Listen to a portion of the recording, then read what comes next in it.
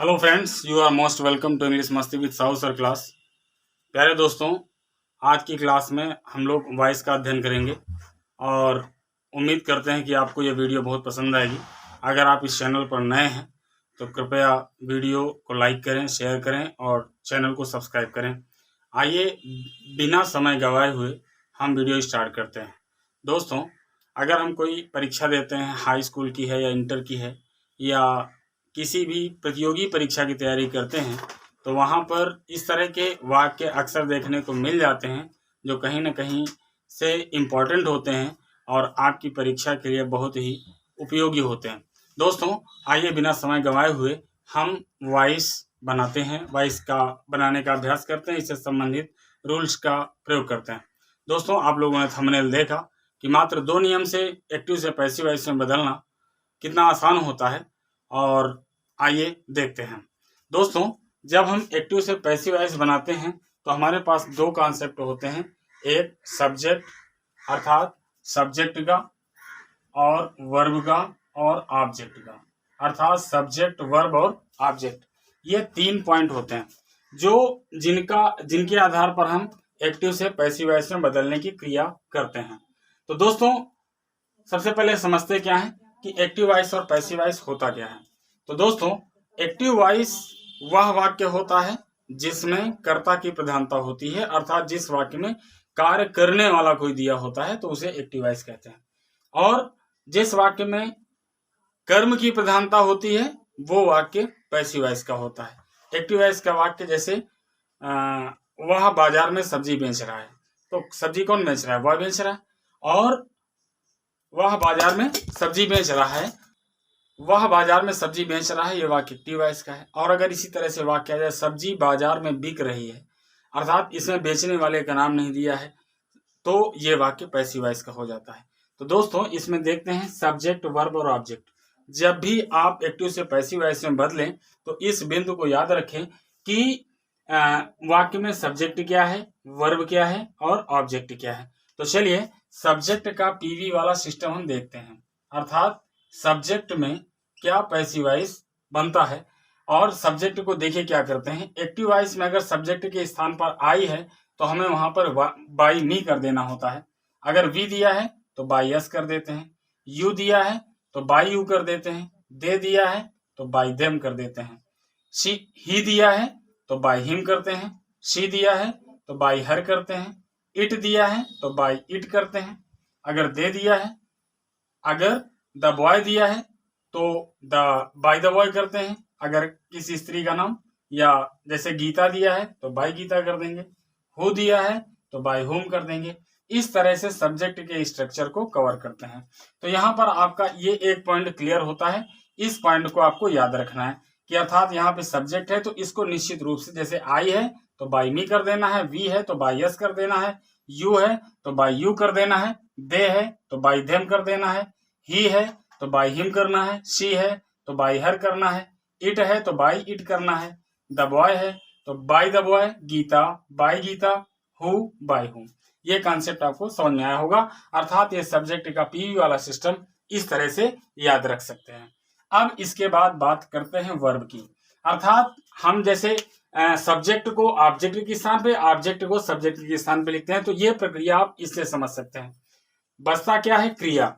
अर्थात किसी भी वाक्य में जब हम क्रिया का पैसिव वॉइस बनाते हैं तो उसके लिए हमने एक छोटा सा चार्ट बनाया है जो ट्रिक बेस्ड है। इसको आप आसानी से नोट कर सकते हैं और इसको समझ सकते हैं ताकि आपको इसे समझने में दिक्कत ना हो। चलिए देखते हैं। दोस्तों, ये मैंने छोटा सा चार्ट बनाया है जिसमें पहली तरफ एक्टिव वॉइस और दूसरी तरफ पैसिव वॉइस। अर्थात इसका सीधे हम वर्ब से रिलेट करते हैं। अर्थात एक्टिव वॉइस के वाक्य में अगर कर्ता के बाद मेन वर्ब की फर्स्ट फॉर्म यस या ईएस सहित या रहित, सहित का मतलब अगर वाक्य में दिया है और रहित का मतलब अगर नहीं दिया है। अर्थात किसी अंग्रेजी वाक्य में यह सब्जेक्ट के बाद मुख्य क्रिया का प्रथम रूप दिया है और उसमें यस या यस दिया है या नहीं दिया है, तो हमें उसी के स्थान पर is, am, are plus main verb की थर्ड फॉर्म का प्रयोग करना चाहिए। अगला वाक्य है डू नॉट या does not plus main verb की फर्स्ट फॉर्म। डू नॉट या does not plus main verb की फर्स्ट फॉर्म, इसके स्थान पर हमें is, am, are plus not plus main verb की थर्ड फॉर्म प्रयोग करते हैं। अगला वाक्य है, अगला रूल है मेन वर्ब की सेकंड फॉर्म, अर्थात जिस वाक्य में कर्ता के बाद मुख्य क्रिया का सेकंड फॉर्म दिया होता है वो वाक्य पास्ट इंडेफिनिट टेंस का होता है। इसका जब हम पैसिव वॉइस बनाएंगे तो मेन वर्ब की सेकंड फॉर्म के स्थान पे वाज या वेयर प्लस मेन वर्ब का थर्ड फॉर्म प्रयोग करते हैं। इसी प्रकार से विल या शैल प्लस मेन वर्ब की फर्स्ट फॉर्म अगर दिया है तो इसके स्थान पर विल बी या shall be plus main verb की थर्ड फॉर्म प्रयोग करते हैं। इसी तरह से अगर कहीं पर did not plus main verb की फर्स्ट फॉर्म दी है तो उसके स्थान पर वाज या were plus not plus main verb की थर्ड फॉर्म प्रयोग करते हैं। इसके बाद अगला रूल है is am are plus main verb की आईएनजी फॉर्म, अर्थात जब वाक्य कंटिन्यूअस टेंस में होता है, अर्थात प्रेजेंट कंटिन्यूअस टेंस में है तो is am are plus main verb की आईएनजी फॉर्म दिया है तो हमें करना क्या है कि is am are plus being का प्रयोग इसमें किया जाता है, तो is am are plus being plus main verb की थर्ड फॉर्म का प्रयोग करेंगे। अगला नियम है वाज या वेयर प्लस मेन वर्ब की आईएनजी फॉर्म, अर्थात वाक्य पास्ट कंटिन्यूअस टेंस का होगा तो इसका जब पैसिव वॉइस बनाएंगे तो वाज या were plus being plus main verb की थर्ड फॉर्म प्रयोग करना है। अगला वाक्य है, अगला रूल है हैज या हैव प्लस मेन वर्ब की थर्ड फॉर्म, अर्थात प्रेजेंट परफेक्ट टेंस। ध्यान देंगे ये तीनों रूल जो परफेक्ट टेंस के हैं, तो हैज या हैव प्लस मेन वर्ब की थर्ड फॉर्म दी है तो वाक्य एक्टिव वॉइस में है, परफेक्ट टेंस का है, तो इसको हम क्या करेंगे हैज या have plus been plus main verb की थर्ड फॉर्म लगाना है। अर्थात इस तरह समझ सकते हैं कि हैज बीन या have been plus main verb की थर्ड फॉर्म लगाना है, या हैज या हैव कर्ता के अनुसार लगा के बीन लगा देना है, बीन प्लस मेन वर्ब की थर्ड फॉर्म लगाना है। इसके पश्चात हैड प्लस मेन वर्ब की थर्ड फॉर्म अगर दिया है तो उसको had been plus main verb की थर्ड फॉर्म में बदल देते हैं। इसके बाद विल हैव या shall have plus main verb की थर्ड फॉर्म, अर्थात वाक्य जब फ्यूचर परफेक्ट टेंस का होगा तो उसका जब हम पैसिव वॉइस बनाएंगे तो विल या shall plus have been plus main verb की थर्ड फॉर्म प्रयोग करेंगे, या इस तरह समझ सकते हैं विल हैव बीन या shall have been plus main verb की थर्ड फॉर्म प्रयोग करते हैं, अर्थात विल और शैल दोनों के पश्चात हैव बीन का प्रयोग करना है। दोस्तों ये आपको अच्छा लगा होगा और ये ट्रिक भी समझ में आ रही होगी। आइए आगे देखते हैं। बी या shall be plus main verb की आईएनजी फॉर्म दिया है तो फ्यूचर कंटिन्यूअस है, हैज बीन हैव बीन ये परफेक्ट कंटिन्यूअस हो गया, had been past perfect continuous हो गया, will have been shall have been future perfect continuous tense. अर्थात इन सहायक क्रियाओं के बाद अगर मेन वर्ब का आईएनजी फॉर्म दिया है तो ये समझ जाइए कि इनका पैसिव वॉइस नहीं बनता है, अर्थात future continuous, present perfect continuous, past perfect continuous और फ्यूचर परफेक्ट कंटिन्यूअस का पैसिव वॉइस नहीं बनता है। दोस्तों आइए हम आगे एग्जाम्पल देखते हैं। हाँ दोस्तों आइए एग्जाम्पल के माध्यम से देखते हैं। वाक्य है he helps me in my need, he helps me in my need. देखिए सब्जेक्ट है, हेल्प्स मेन वर्ब की फर्स्ट फॉर्म में यस या यस लगा हुआ है और इसके बाद ऑब्जेक्ट दिया है। तो दोस्तों इस एग्जाम्पल को पहचान करके आप समझ सकते हैं कि वाक्य प्रेजेंट इंडेफिनिट टेंस का है। तो हमें सबसे पहले क्या लिखना है, ऑब्जेक्ट लिखना होता है। क्या लिखना होता है दोस्तों, ऑब्जेक्ट। अब देखिए जैसे इस तरह ऑब्जेक्टिव केस में दिया हुआ है तो अगर मी दिया है तो सब्जेक्ट बनाएंगे तो क्या बन जाएगा, आई हो जाएगा। हेल्प्स मेन वर्ब की फर्स्ट फॉर्म में यस लगा हुआ है तो is am are plus main verb की थर्ड फॉर्म इसी के स्थान पर लिख देना है, तो आई के अनुसार क्या लगेगा, एम लगेगा, और हेल्प का थर्ड फॉर्म हेल्प्ड। ओके, इसके बाद इन माई नीड ये लिखा हुआ है, इसको आप ज्यों का त्यों लिख देंगे, इन माई नीड।